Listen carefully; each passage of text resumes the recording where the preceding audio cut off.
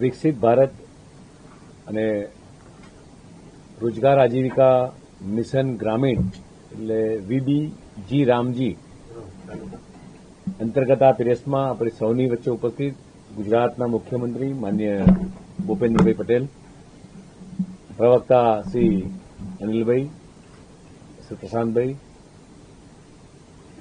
Media in charge અને સૌ મીડિયાના મિત્રો, દેશના યશસ્વી પ્રધાનમંત્રી શ્રી નરેન્દ્ર મોદીજીની એનડીએ સરકાર એ સર્વાંગી વિકાસ માટે ગરીબ હોય, યુવા હોય, કિસાન સહિત દેશના 140 કરોડ લોકોની સુખાકારી માટે સતત કામ કરી રહી છે. આ ત્રીજી વખતની સરકારમાં પણ પ્રજાનો જે પ્રેમભાવ જે એનડીએની સરકારને, ભારતીય જનતા પાર્ટીને મળ્યો છે એ આપણા સૌની સમક્ષ છે. પ્રધાનમંત્રી આવાસ યોજના દ્વારા લોકોને ઘરનું ઘર હોય, આયુષ્માન ભારત યોજના દ્વારા લોકોના સ્વાસ્થ્યની ચિંતા કરતા હોય, કોઈ ભૂખ્યું ન સૂવે તે માટે પ્રધાનમંત્રી ગરીબ કલ્યાણ એની યોજના હોય, કે આઝાદીના 65 વર્ષ બાદ કોઈ દેશના યશસ્વી પ્રધાનમંત્રીને વિચાર આવે કે દેશમાં શૌચાલય કરવાના છે. આ વિચાર માત્ર દેશના વડાપ્રધાન નરેન્દ્ર મોદીજીને રહી શકે. હર ઘર જલ યોજના હોય, ઉજ્જવલા યોજના હોય કે મુદ્રા યોજના કે જનધન બેંકના એકાઉન્ટ હોય, આવી તો અનેક યોજનાઓ દ્વારા છેવાડાના માનવીની કલ્યાણ માટે દેશના યશસ્વી પ્રધાનમંત્રી માનનીય મોદીજીના નેતૃત્વમાં સરકાર જ્યારે કાર્ય કરી રહી છે, ત્યારે વિકસિત Bharat guarantee from reason and the આજીવિકા મિશન એટલે જી રામજીને એક ગ્રામીણ અર્થતંત્રને વેગ આપવા પ્રધાનમંત્રી માનનીય મોદી સાહેબના નેતૃત્વની હેઠળની કેન્દ્ર સરકાર આ દિશામાં એક અતિ મહત્વપૂર્ણ જ્યારે પગલું ભર્યું છે, ત્યારે આ સમગ્ર યોજના મહાત્મા ગાંધીજીની વિચારધારાને અનુરૂપ આ યોજના છે. અગાઉની મનરેગા યોજનાના પ્રાણરૂપમાં સમય અનુરૂપ વિવિધ સકારાત્મક ફેરફારો કરી કેન્દ્ર સરકાર એ વીબીજી રામજીને લઈ જ્યારે આવી છે, ત્યારે મનરેગા 2005માં શરૂ થઈ હતી.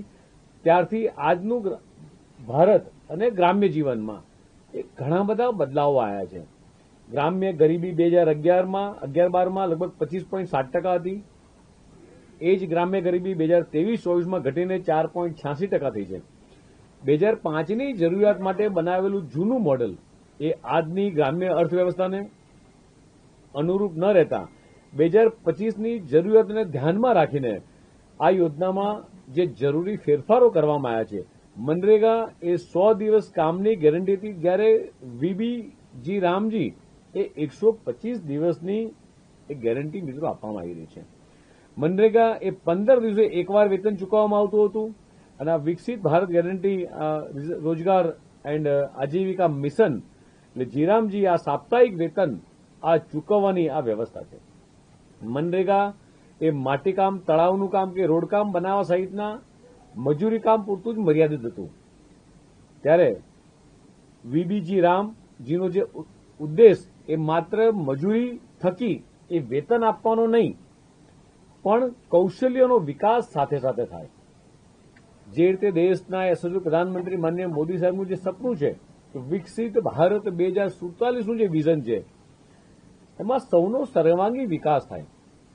ખેતી આધારિત ઉદ્યોગ હોય, પશુપાલન, ડેરી હોય, ફૂડ પ્રોસેસિંગ હોય, હસ્તકલા અને ગ્રામ્ય એમએસએમઈ અને સ્થાનિક ઉદ્યોગોમાં કામ થકી વ્યક્તિને ફક્ત મજૂર તરીકે નહીં, પરંતુ ભવિષ્યના ઉદ્યોગ સાહસિક તરીકે તૈયાર કરવાનો છે. આ સાથે સાથે પારદર્શિતા આવે. વિકસિત ભારત ગેરંટી ફોર રોજગાર એન્ડ આજીવિકા મિશનમાં રિયલ ટાઈમ ડેટા એ અપલોડ એટલે જીપીએસ અને મોબાઈલ આધારિત મોનિટરિંગ સિસ્ટમ એ લગાવી છે. બાયોમેટ્રિક અને એઆઈના ઉપયોગથી એ નકલી જોબ કાર્ડ અને ફરજી લાભાર્થીઓને લાભ નહીં મળે. સાથે સાથે મનરેગાની ભ્રષ્ટાચાર ભરેલી જે નીતિ હતી અને પૈસા વાસ્તવિકતામાં વિકાસ ક્યાંય જોવામાં નહોતો આવતો, આ બધી જ બાબતોને જીરામજીની યોજના વધુ સારી, ટ્રાન્સપરન્ટ અને વિકસિત ભારત માટે ઉપયોગી છે એ પ્રમાણેનું આખું મોડેલ બનાવવામાં આવ્યું છે.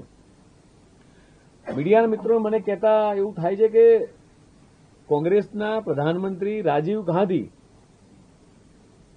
એમનું ઓફિશિયલ નિવેદન મંચ ઉપરથી બોલેલું નિવેદન છે કે જ્યારે હું ભારતની પ્રજાને ₹1 મોકલું છું, ભારતની જનતાને ₹1 મોકલું છું, ત્યારે માત્ર 15 પૈસા પહોંચતા હતા અને વચેટિયાઓ રૂપિયા ખાઈ જતા હતા. આ નિવેદન કોંગ્રેસ વખતના પ્રધાનમંત્રી રાજીવ ગાંધીનું હતું. માન્ય દેશના યશસ્વી પ્રધાનમંત્રી માન્ય મોદી સાહેબની સરકારમાં યુપીઆઈ થી ડાયરેક્ટ બેનિફિશિયરીના બેંક એકાઉન્ટમાં સીધી સહાય પહોંચી અને ભ્રષ્ટાચારને નાબૂદ કરવાનો ખૂબ મોટો પ્રયાસ એ વડાપ્રધાનશ્રીએ કર્યો છે. કોંગ્રેસના શાસન દરમિયાન અંદાજે 600 જેટલી સંસ્થાઓ આ યોજનાના પુરસ્કારો અને ગાંધી પરિવારના નામે રાખવામાં આવ્યા હતા. મિત્રો, રોજગારનું નામ લેતા પહેલા મહાત્મા ગાંધીનું નામ ક્યાંય નહોતું. 1980માં ઇન્દિરા ગાંધીએ બધી રોજગાર યોજનાને ભેગી કરી અને રાષ્ટ્રીય ગ્રામીણ રોજગાર યોજના એ ચાલુ કરી, જેને કોંગ્રેસના જ વડાપ્રધાન રાજીવ ગાંધીએ 1489માં એ જવાહર રોજગાર યોજનાનું નામ આપ્યું. ત્યારબાદ સોનિયા અને મનમોહનની સરકારે 2004માં તેનું નામ નરેગા કર્યું અને જ્યારે નરેગા યોજનાનું નામ કર્યું ત્યારે માત્ર 200 ગ્રામ્ય જિલ્લાઓનો સમાવેશ કરવામાં આવ્યો હતો. 2005માં મનરેગા કર્યું. કોંગ્રેસની સરકારને જવાહર નહેરુનું નામ પણ ક્યાંય ગમ્યું નહીં. કોંગ્રેસના જ નેતા, કોંગ્રેસના જ વડીલ જે આપખુદીથી જે સરકાર ચાલતી હતી એ સરકારને ક્યારેય જવાહરનું નામ ક્યારેય એમાંય ના ગમ્યું અને એ નામ પણ બદલી નાખ્યું એમણે અને નરેગા કરી નાખ્યું. તો ખાલી મારે મીડિયાના મિત્રો એટલું જ પૂછવું છે કે મીડિયાના મિત્રો કોંગ્રેસના નેતાઓને પૂછે કે શું આ જવાહરલાલ નહેરુનું અપમાન નથી? મહાત્મા ગાંધીજી જીવનથી મરણ અંત સુધી એમના મુખે ભગવાન રામનું નામ હતું. રામ પ્રત્યે કેમ વાંધો છે? કોઈ પણ ગામનો વિકાસ થાય તો કેમ વાંધો છે? કે કોઈ વ્યક્તિને ગામના છેવાડાના વ્યક્તિને કામ મળે તો કેમ વાંધો છે? આ 3 એટલે 2 અક્ષરના 3 શબ્દો સાથે રામ, ગામ અને કામ સાથે કોંગ્રેસે શું નાતો છે અથવા એવો તો કયો દુશ્મનાવટ છે કે કોંગ્રેસે ક્યારેય આઝાદીના 65 વર્ષમાં ક્યારેય ગામડાનો વિકાસ નથી વિચાર્યો, ક્યારેય લોકોને રોજગારી મળી રહે એ દિશામાં નથી વિચાર્યું. અને રામના નામથી તો ઓબ્વિયસલી આખા કોંગ્રેસને તકલીફ છે ભાઈ, એમના વડવાઓને તકલીફ હતી અને આજની જનરેશનને તકલીફ છે. મને તો એ ખબર નથી પડતી કે ભગવાન રામ ભારતમાં જન્મ્યા હતા, સનાતન ધર્મનો આખો ભારત દેશ છે, છતાંય કોંગ્રેસને વાંધો શેનો છે? અને કદાચ મીડિયાના મિત્રો તમારે કોંગ્રેસના મિત્રોને મળવાનું થતું કે તમને તકલીફ શેની છે ભાઈ, એવું કદાચ ક્યાંક પૂછવાનું મન થાય તો પૂછજો. કોંગ્રેસ એક એવી માત્ર ભ્રષ્ટાચારની ફેક્ટરી હતી કે કોંગ્રેસ અત્યારે જે આંદોલન કરી રહી છે તે ભ્રષ્ટાચાર બચાવવાનું એ આંદોલન છે. જ્યારે સંસદમાં વીજીબી રામ પર ચર્ચા થઈ હતી ત્યારે હું મીડિયાના માધ્યમથી પૂછવા માંગુ છું કે કોંગ્રેસના મિત્રોને પૂછજો કે એ વખતે રાહુલ ગાંધી આ મહત્વની ચર્ચાના દિવસે ક્યાં હાજર હતા? ક્યાં હતા? હાઉસમાં તો નતા જ. 2004 થી 2005માં લગભગ કોંગ્રેસ દ્વારા 2.5 લાખ કરોડ વપરાયા.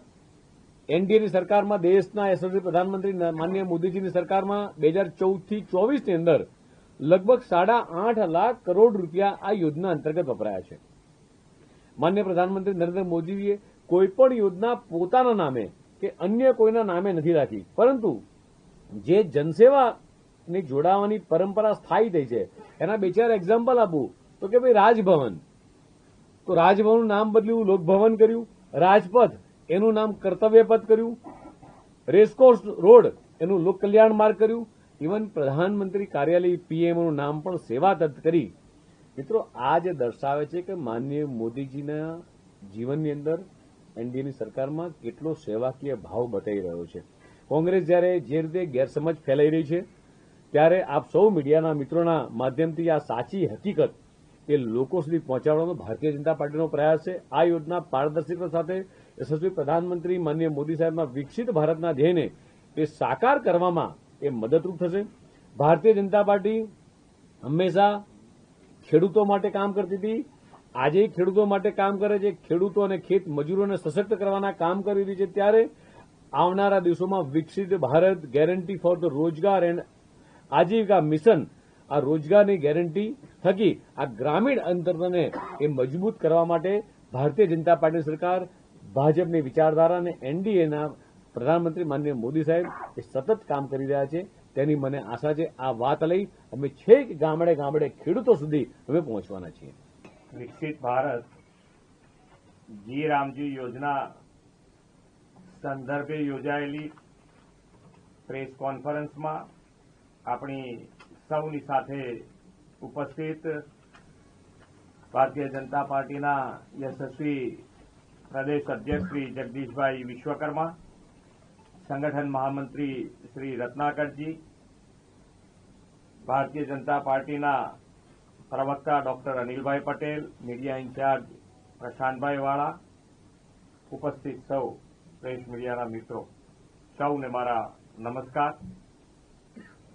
વિશ્વ નેતા અને યશસ્વી વડાપ્રધાન શ્રી નરેન્દ્રભાઈ મોદીના ગત 11 વર્ષના કાર્યકાળમાં દેશમાં દરેક નિર્ણયમાં કેન્દ્ર સ્થાને લોકહિત રહ્યું છે. આના પરિણામે દેશના વિકાસને નવી ગતિ, નવી દિશા મળી છે. સમાજના છેવાડાના, વંચિત, ગરીબ, નાનામાં નાના માનવીને વિકાસની મુખ્ય ધારામાં લાવવાનું મોટું કામ થયું છે. શ્રી નરેન્દ્રભાઈએ ખાસ કરીને આવાસ, આરોગ્ય, આહાર, આજીવિકા દ્વારા ગરીબોને સશક્ત કર્યા છે. પીએમ જનધન યોજના હોય, પીએમ જીવન જ્યોતિ વીમા યોજના હોય, અટલ પેન્શન યોજના હોય, ઉજ્જવલા યોજના, સ્વનિધિ યોજના, સ્વચ્છ ભારત મિશન, મુદ્રા યોજના, હર ઘર જલ, ઉજાલા યોજના, પ્રધાનમંત્રી આવાસ યોજના દ્વારા આવાસ, પ્રધાનમંત્રી જન આરોગ્ય યોજના દ્વારા આરોગ્ય કવચ, પ્રધાનમંત્રી ગરીબ કલ્યાણ અન્ન યોજના, પીએમ માતૃવંદના યોજના દ્વારા ગરીબ માતા બાળકોને પોષણયુક્ત આહાર સુનિશ્ચિત કર્યા છે. આ બધી યોજનાઓના છેલ્લા એક દાયકામાં દેશમાં 25 કરોડથી વધુ ગરીબો ગરીબી રેખામાંથી બહાર આવ્યા છે. અને હવે ગ્રામીણ ગરીબો અને શ્રમિકો વધુ સશક્ત બને તે માટે વિકસિત ભારત જી રામજી યોજનાનો કાયદો બનાવ્યો છે. આ જી રામજી યોજના લોકોને વધુ રોજગારી, વધુ આવક અને વધુ આર્થિક સુરક્ષા આપશે. પહેલાની મનરેગા યોજના 100 દિવસનું કામ મળતું હતું. હવે શ્રી મોદી સાહેબના નેતૃત્વમાં બનેલી જી રામજી યોજનામાં 125 દિવસ કામ મળશે. આમાં કૃષિ ઉત્પાદકતા અને કામદારોની સુરક્ષા બંનેનું બેલેન્સ જળવાયું છે. વાવણી અને કાપણીની મોસમમાં 60 દિવસ સુધીના કાયદા હેઠળ કામ નહીં થાય, જેથી ખેતીની સિઝનમાં શ્રમિકોની ખેતીનું કામ કરી શકે. એટલે કે બીજી રીતે કહીએ તો જી રામજીમાં 125 દિવસ અને 60 દિવસ ખેતીની સિઝનમાં એમ 185 દિવસની રોજગારી મળશે અને કૃષિ વિકાસમાં પણ કોઈ અવરોધ ઉભો નહીં થાય. આ કાર્યક્રમની મહત્વની બાબત એ છે કે કેન્દ્ર સરકારની ગ્રામ પંચાયત સુધી વિકાસની આખી ઇકોસિસ્ટમ બનશે અને ગ્રામ સ્વરાજનો સંકલ્પ પાર પડશે. જી રામજી યોજના હેઠળ તમામ ગ્રામ સભા દ્વારા વિકસિત ગ્રામ પંચાયત યોજનાઓ મારફતે કરવામાં આવશે. હવે જી રામજી યોજનાથી આ બધાના સારા સંકલન સાથે સંતુલિત વિકાસની દિશામાં આપણે વધુ ચોક્કસ રીતે આગળ વધી શકીશું. વિકસિત ભારત જી રામજીમાં જળ સુરક્ષા, ગ્રામીણ ઇન્ફ્રાસ્ટ્રક્ચર, વધુ રોજગારી અને કુદરતી આપત્તિ સામેનું રક્ષણ એમ 4 મુખ્ય લક્ષ્યાંકો રાખવામાં આવ્યા છે. જી રામજીના સુચારુ અમલ માટે ટેકનોલોજીનો પણ મહત્તમ ઉપયોગ થવાનો છે. બાયોમેટ્રિક ઓથેન્ટિકેશન, જીઓ ટેગિંગ અને રિયલ ટાઈમ ડેશબોર્ડ દ્વારા વિકસિત ભારત જી રામજીના પારદર્શિત સુનિશ્ચિત થશે. એટલું જ નહીં, વેતનની ચૂકવણી પણ સમયસર થાય તથા વિલંબ માટે વળતરની જોગવાઈ પણ છે. વિકસિત ભારત જી રામજી યોજના શ્રમનું સન્માન છે.